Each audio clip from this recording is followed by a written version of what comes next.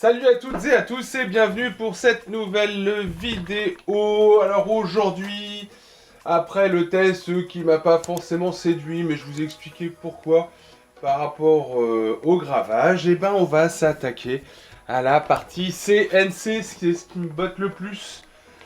Dans cette machine, parce que des imprimantes 3D, j'en ai une ici, j'en ai 5 en bas, 6 en bas, j'ai ce qu'il faut. La CNC, j'en ai jamais fait et ça me botte bien, donc j'ai envie de savoir ce que ça donne. La partie gravure laser, il faut que je m'entraîne pour faire les réglages correctement, pour sortir quelque chose de correct, malgré les difficultés de cette machine, mais j'en reviendrai dans le bilan. Donc aujourd'hui, on s'attaque à la partie CNC.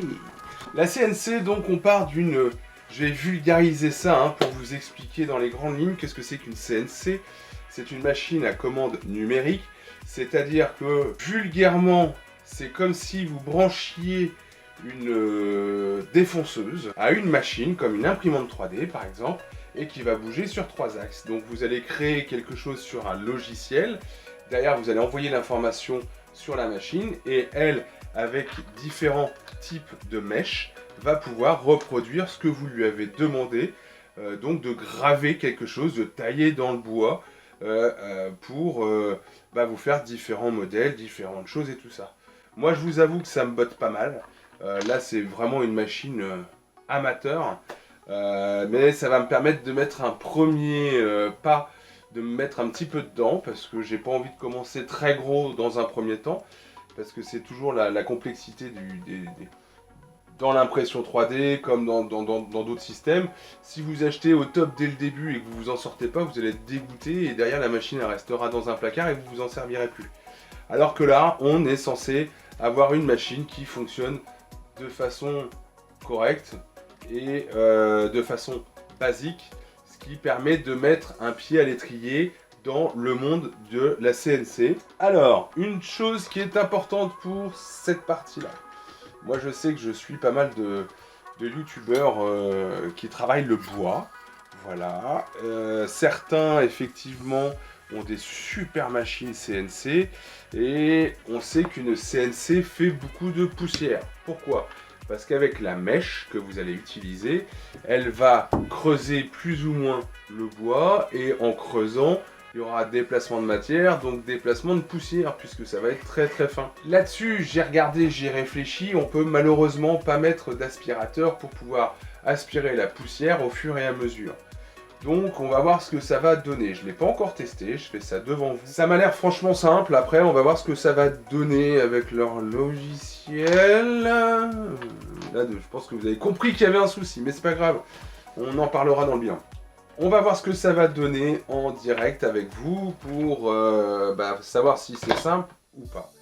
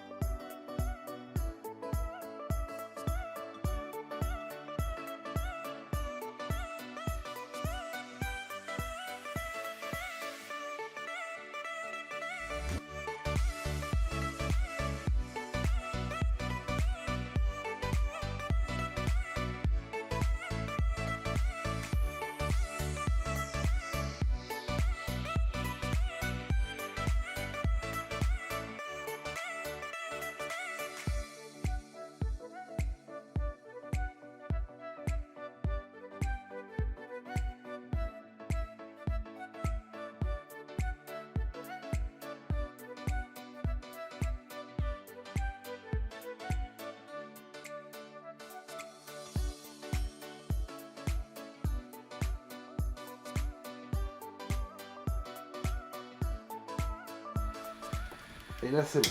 Tac. On va laisser ça comme ceci.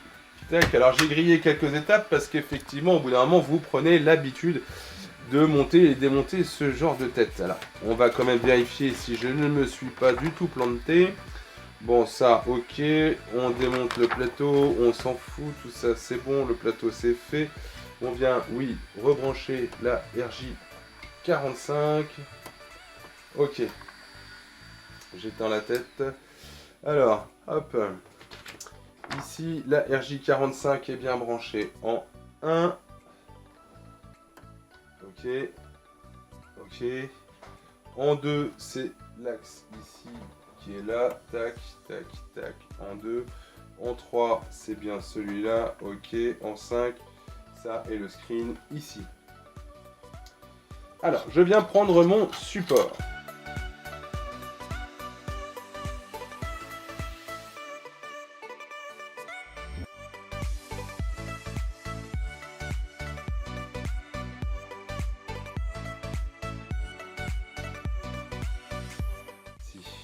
Bien serré. Alors là, par contre, vous pouvez y aller, pas non plus comme des bourrins, parce que ça reste de l'aluminium, donc ça reste fragile, mais vous pouvez serrer un peu plus fort pour que votre pièce ne bouge absolument pas. Voilà. Alors, il faut se servir du logiciel pour la calibration, vous ne pouvez pas le faire comme ça. Je vous expliquerai tout lors du bilan. Je lance leur programme. Alors, voilà. Allumez la machine.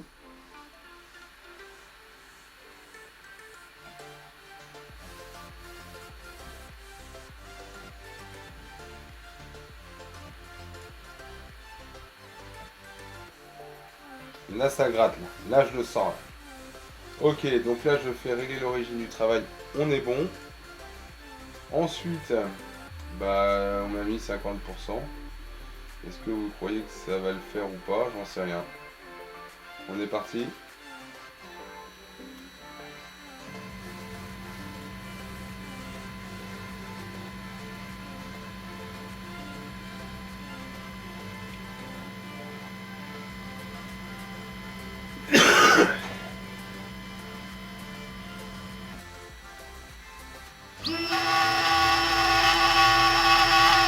Là, ça y va.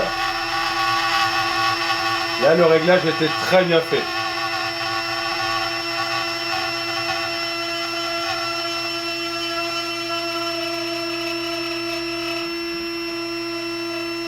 Bon, je vous passe sur un time-lapse maintenant. Allez, let's go.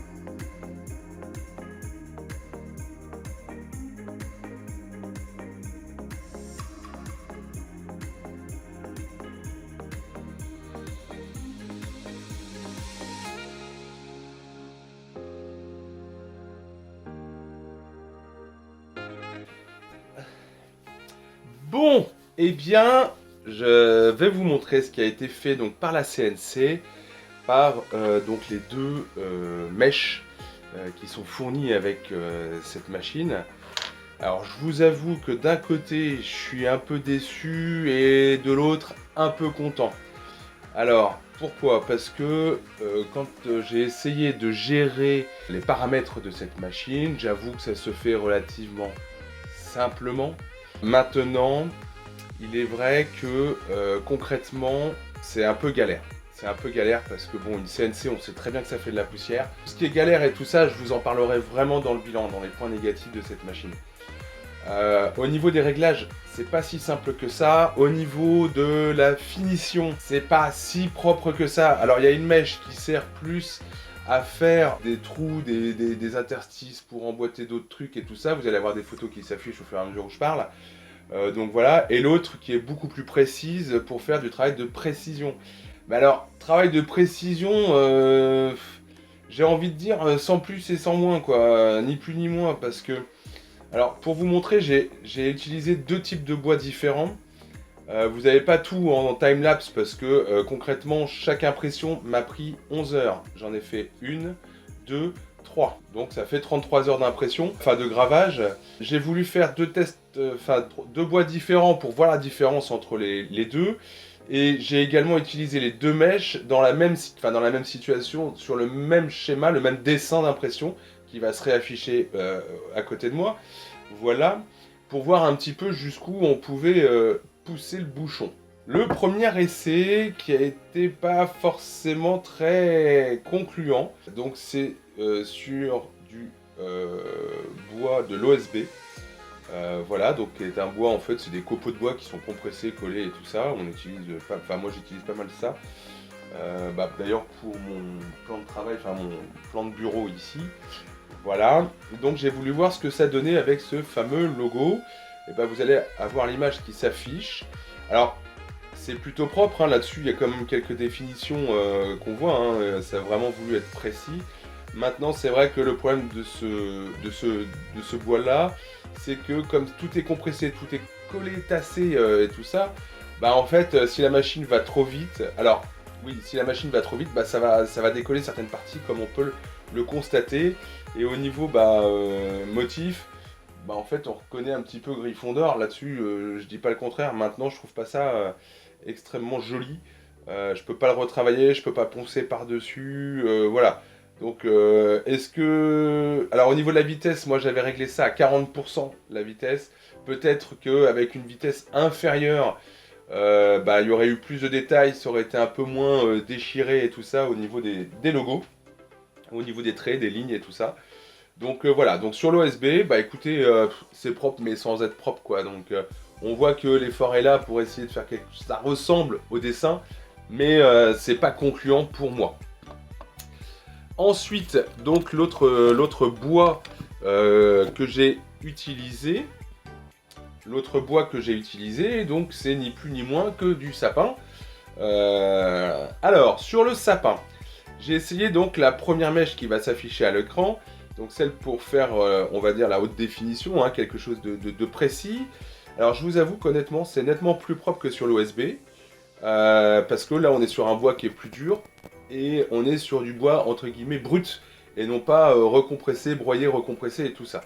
Donc le résultat, comme vous allez pouvoir le constater, c'est relativement propre. J'avoue que là, honnêtement, il y a encore quelques petits défauts, mais je pense que ça vient aussi de la qualité du dessin que j'ai utilisé, qui n'est pas au top.